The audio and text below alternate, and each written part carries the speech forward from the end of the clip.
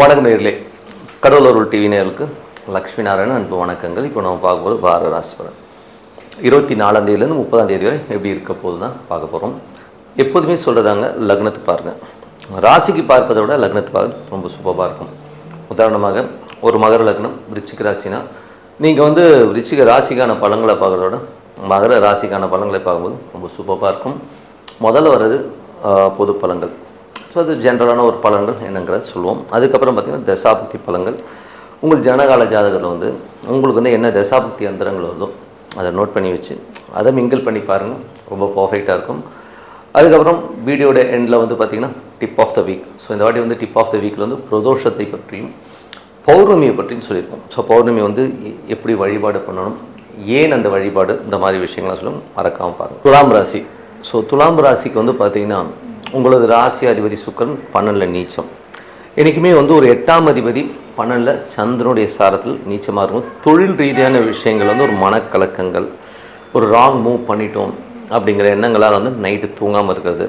அது ஒன்று தொழிலை குறிக்கும், இல்லை மாமியார் சார்ந்த உறவுகளால் ஏதோ ஒரு விஷயம் நடந்து ஒரு மனக்காயங்களை கொடுக்கறதுக்கான வாய்ப்புகள் கொஞ்சம் கவனமாக இருந்தது ரொம்ப ரொம்ப நல்லது. அதுக்கப்புறம் உங்களுக்கு 2 மற்றும் 7ஆம் அதிபதியான செவ்வாய். ஸோ 2 மற்றும் 7ஆம் அதிபதியான செவ்வாய் பார்த்திங்கன்னா உங்களுக்கு இருக்கிறது பார்த்திங்கன்னா 9ல் இருக்குங்க. ஸோ அதுவும் ராகுடைய சாரத்தில் இருக்கும்போது திருமணம் சார்ந்த விஷயத்துக்காக நிறைய பிரயாணம் பண்ணுற சூழ்நிலை ஏற்படுத்தும். அது மட்டும் வியாபார ரீதியான விஷயங்கள் நிறைய பிரயாணம் பண்ணுற சூழ்நிலை கண்டிப்பாக ஏற்படுத்துங்க. சில நேரங்களில் பார்த்திங்கன்னா கொஞ்சம் அந்த ஆன்மீக சொந்தமான விஷயங்களுக்கும் ஒரு டூர் போகலாம், இது நடந்தால் அப்படி பண்ணலாம் அப்படிங்கிறது பிரார்த்தனை சார்ந்து உங்கள் டூர் போகிறதுக்கான வாய்ப்பு நல்லா இருக்குங்க. அதுக்கப்புறம் உங்களுடைய 3 மற்றும் 6ஆம் அதிபதியான குரு. ஸோ 3 மற்றும் 6ஆம் அதிபதியான குரு 10ல் இருக்கும்பொழுது புதிய முயற்சிகள், பிஸ்னஸை நான் இப்படி மாற்றலாம் அப்படி மாற்றலாங்கிற எண்ணங்களை கொடுக்கும். அதே நேரத்தில் பிஸ்னஸை எக்ஸ்பேண்ட் பண்ணலாம், லோன் வாங்கலாமாங்கிற எண்ணங்களையும் கண்டிப்பாக கொடுக்குங்க. ஏன்னா குரு 10ல் இருக்கும்போது நிறைய சேஞ்சஸ் பண்ணும். பட் தான் கொஞ்சம் யோசிச்சு பண்ணுறது ரொம்ப நல்லது. ஏன்னா 3, 6ன்னும் போதே அது சனியுடைய சாரத்தில் இருக்கும்போது ஏதாச்சும் மார்ட்கேஜ் வச்சு பண்ணலாம் அப்படிங்கிற எண்ணங்கள்லாம் இருக்கும். யோசிச்சு பண்ணுறது ரொம்ப ரொம்ப நல்லது. அதுக்கப்புறம் பார்க்கும்போது உங்களுடைய 5ஆம் அதிபதி குரு. ஸோ 2, 5ஆம் அதிபதி குரு இப்போ உங்களுக்கு 10ல் இருக்கும்போது தொழில் ரீதியான விஷயம் ரொம்ப கவனமாக இருக்கணும்.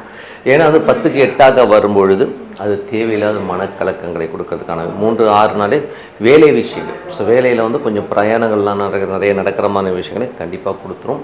அந்த 3, 6நாலே கொஞ்சம் நமக்கு கற்பனையிலே கொஞ்சம் இல்யூஷன் சொல்லுவோம் இல்லையா, நடக்காத விஷயத்தை போட்டு புலம்பிட்டு இருப்போம், இப்படி நடந்துட்டா என்ன பண்ணுறதுங்கிறதோ யோசிப்போம். ஸோ அந்த மாதிரி விஷயங்கள் நிறைய இருக்கும்.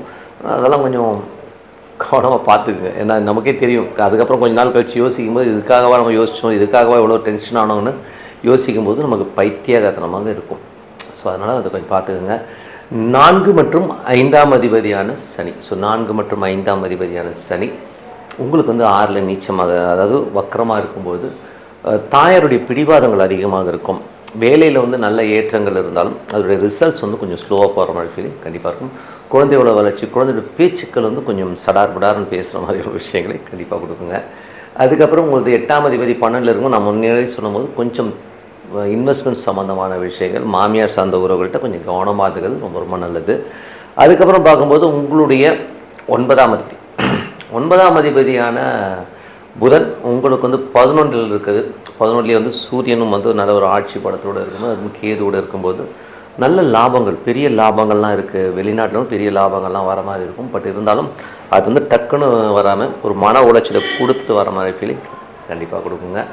அதுக்கப்புறம் 12ஆம் அதிபதியான புதன் உங்களுக்கு 11ல் இருக்கும்போது பெரிய லாபங்களை கண்டிப்பாக கொடுத்துருங்க.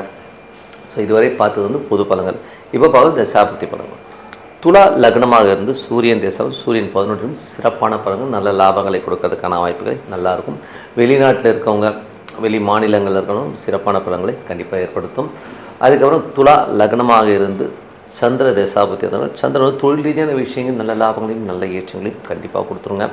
அது மட்டும் இல்லை நிலபுலங்கள் விற்பனை, அது மட்டும் தாயாருடைய விஷயங்கள் அற்புதமான பலன்களை கண்டிப்பாக கொடுத்துரும்.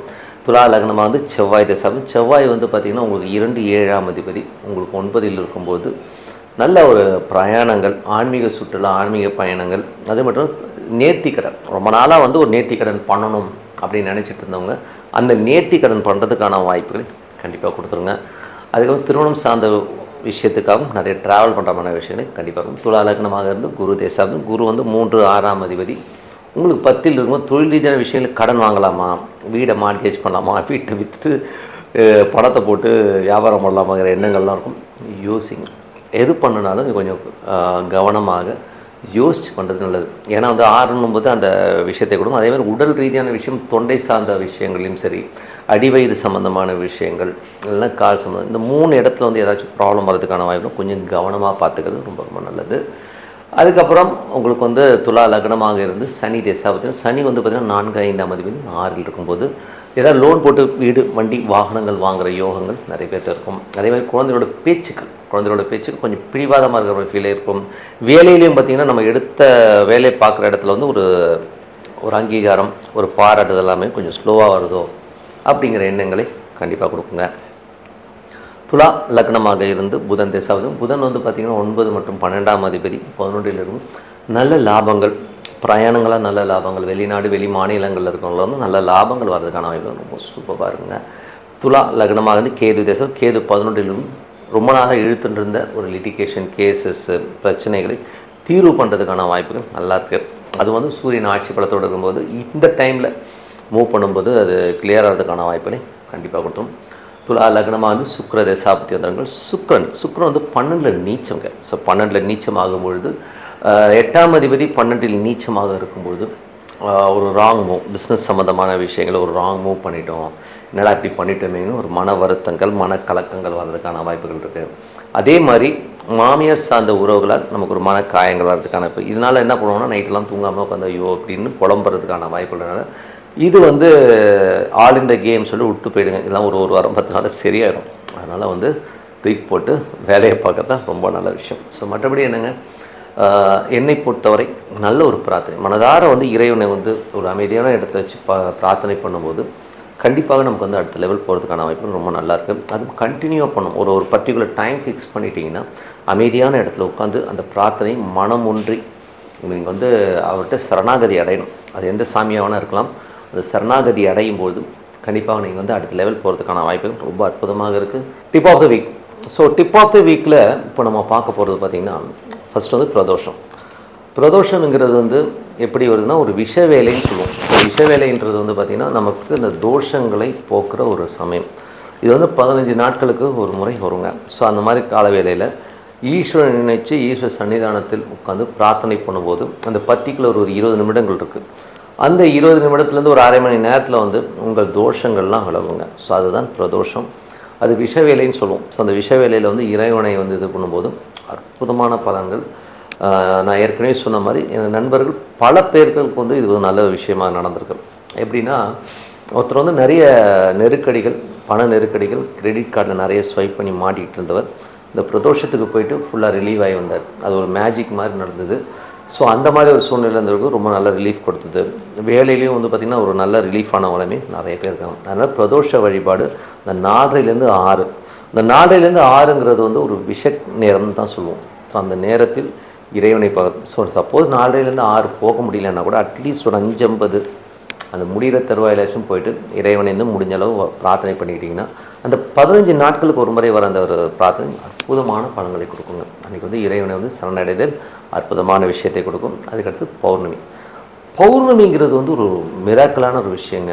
ஏன்னா பௌர்ணமி சித்தர்களுக்கான நேரம். இப்போது என்னை பொறுத்தவரை வந்து பார்த்திங்கன்னா நிறைய பேருக்கு வந்து பார்த்திங்கன்னா அடுத்தது லைஃப்பில் என்ன பண்ண போகிறோன்னு தெரியாது, டோட்டலாக பிளாங்காக இருக்கும். அதே மாதிரி நிறைய கடன்கள் இருக்கும். இந்த கடன்கள்லேருந்து என்னால் வெளியில் வர முடியல அப்படின்னு சொல்கிற ஆட்கள் நிறைய பேர் இருக்கும். ஸோ நானும் அந்த ஒரு காலகட்டத்தில் அந்த மாதிரி இருந்தால்தான்.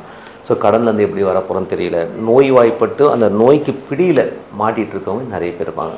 ஸோ இவங்கெல்லாம் வெளியில் வரணும்னா இந்த பௌர்ணமி பிரார்த்தனை ரொம்ப ரொம்ப ரொம்ப ரொம்ப ரொம்ப முக்கியங்க.